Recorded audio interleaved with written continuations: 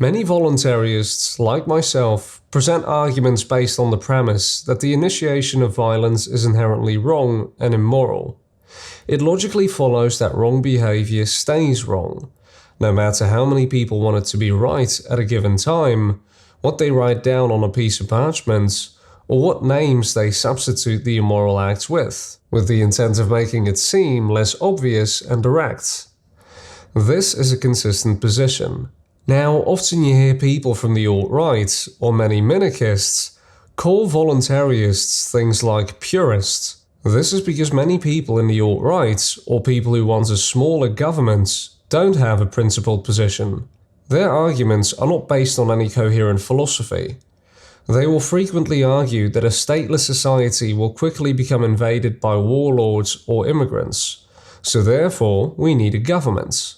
The bigger issue, however, lies in the fact that they're not being specific and clear about their actual position, which is this. If we peacefully coexist with each other, based on mutual agreement and voluntary interaction, then some other people that are located somewhere else, who do have a ruling class that steals people's money and bosses them around, will send lots of heavily armed people to come here and rule over us, and steal our money and boss us around. So therefore, in order to prevent a ruling class from bossing us around and stealing our stuff, we need to have a ruling class that bosses us around and steals our stuff, albeit slightly less than their ruling class. This position does not follow logically from the previous statements. It is a non sequitur. It does not follow. Of course, they don't dare to say it in this way, but instead they will use fancy rhetoric and beguiling euphemisms like a government for and by the people, not realizing that their position does not differ in any way from the political left or right. The degree to which they want a ruling class to have a say in people's lives is just slightly lower, which is why such self-contradictions are inevitable.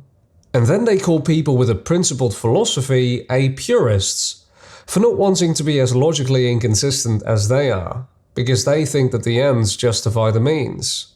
Now, of course, some minarchists out there that read this will call this a straw man, but this is not the case. Minarchism is not based on any underlying philosophy or coherent premise. Many minarchists have different opinions about what a government is supposed to be and what it's supposed to do. Some of them want voluntary taxation, and others want very little forced taxation, so that government can spend it on important things. And minarchists also don't always agree about what is important. Some minarchists are actually anarchists, and they also just want to have organization that is based on mutual agreement and voluntary coexistence. They just want to call it government. And they're scared to call themselves anarchists because the communists have misrepresented the philosophy of anarchism for so long, and they assume that it's the every man for himself, no rules, no hierarchy thing. The point is this.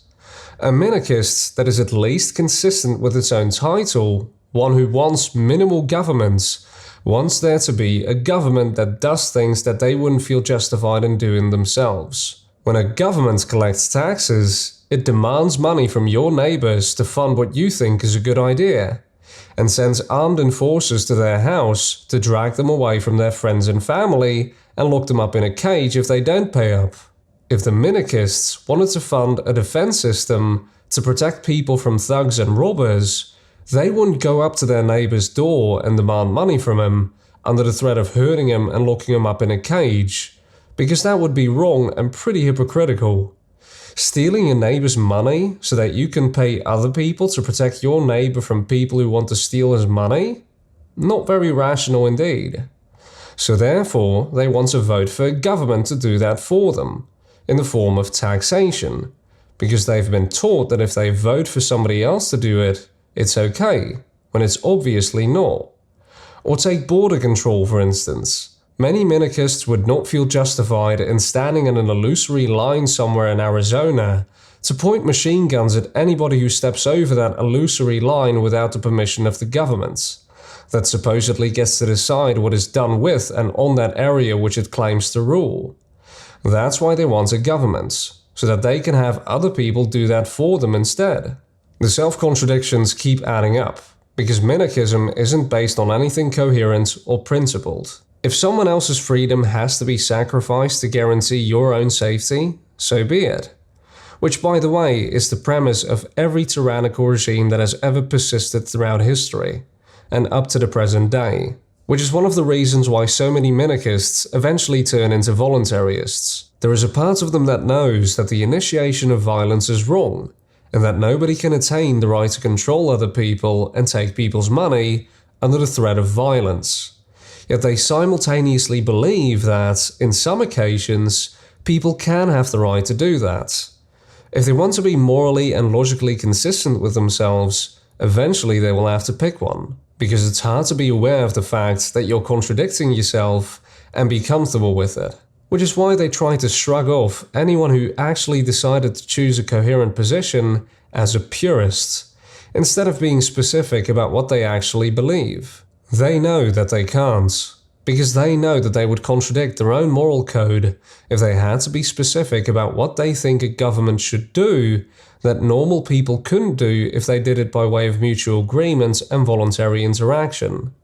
That's why many minarchists simply argue about predictions, like, what will be done about this, that, and the other thing, instead of specifying their own actual position. If you happen to be a minarchist, then I would like to ask you a few simple questions. What do you think a government should have the ability to do that ordinary people wouldn't have the ability to do if they did it by way of mutual agreements and voluntary interaction? If your answer is something akin to defend against foreign and domestic aggression, then would you be able to explain how such a defense force will be funded? Will it be voluntary funding, or will it be demanded from people, under the threat of violence? If it's voluntary, then I would agree. But let's say that I and a few others were not interested in your defense force, because we think that we would do a better job at it if we had our own private defense company that would do the exact same thing, defend against foreign and domestic aggression. Our security company would likewise be funded voluntarily by the people in our town, because they already know us and know that we are reliable. They prefer our local private security service over your centralized defense force. Would your government be okay with that? Or would it try to interfere and do something about it? And could you explain in literal terms what your government would do about our private security company?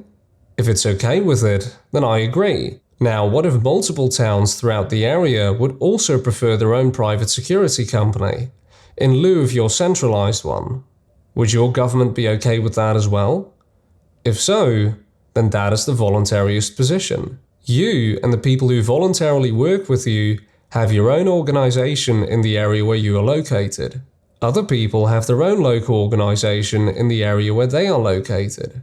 If you prefer to call that government, then I fail to understand why, but that's beside the point. And if there are people who don't want something like that, and instead want to live in nature with their family, and want to do things differently, then that's okay as well. Of course, there will always be conflicts between people. That is true whether you have a government or not. So what about justice? Will there be a centralized government court system that will solve conflicts between people as a final arbiter? I'm pretty sure that not many people would prefer that, since that might quickly become a corrupted monstrosity that serves the people it is paid to serve, rather than serving justice. So what then? Well, if the centralized court system is run by people who endeavor to give a fair arbitration, until it gets corrupted of course, then who will run a local court system that is decentralized? The same exact people who endeavor to give a fair arbitration. Only this time their paycheck depends on them actually serving justice. Because if they didn't, people would go to a different arbitration that doesn't have a reputation of being corrupt or biased, and people would spend their money there instead. And eventually the arbitration companies that are the most reliable and honorable will always stay on top of the least reliable, because reputation is what makes people follow or use something, not coercion and violence. Companies don't have to be loving and caring to be reliable, because the loss of customers would deter them from being unreliable. And the case is the same with courts or arbitrations. When the people are able to voluntarily spend their own money on the service that they think is best, then that service will endeavor to stay the best. Not necessarily because the people providing the service are the most loving people, but because they don't want to close their business. Juxtapose that with a centralized government stealing everybody's money and spending it on service providers that aren't even the best, and may even be corrupt. Or start spending that money on things that don't even benefit you, like bailouts and wars. Now what? Are you going to spend your money on reliable services that you actually want to spend your money on? Well, then government will send armed mercenaries after you to kick down your door, drag you away from your friends and family, and lock you up in a cage for tax evasion. Of course, you can whine and beg at a protest, yelling that they shouldn't do that, but they'll just ignore you or send their armored thugs to brutally attack you with sticks, water cannons, or rubber bullets. The point is that a centralized authority on everything is never better than voluntary mutual agreements. It is the worst idea ever, and we see it time and time again. Not because we naturally gravitate towards rulership and domination, but because we were trained to run to a centralized authority to settle differences, and to never take any matters into our own hands. Do you want to keep trying the same exact system that keeps leading you to your own detriment? Because it sounds nice and assuring?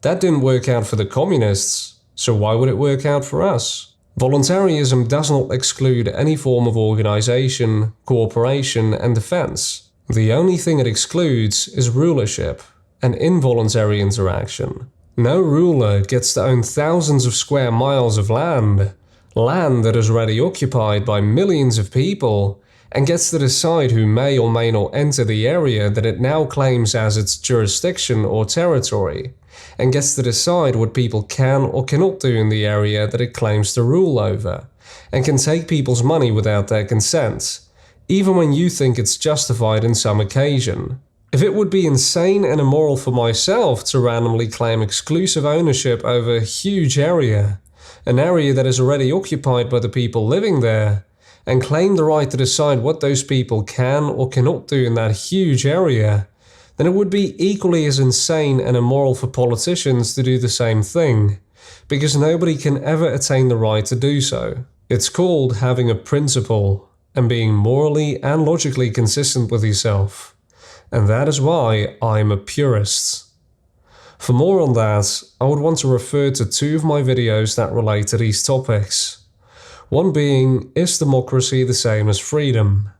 The other video I would endorse is the truth about anarchy, and I hope that these videos will help you truly understand voluntarism. These videos can be viewed on my website, realization.com, or on my YouTube channel, Realization. Thank you for listening. Until next time.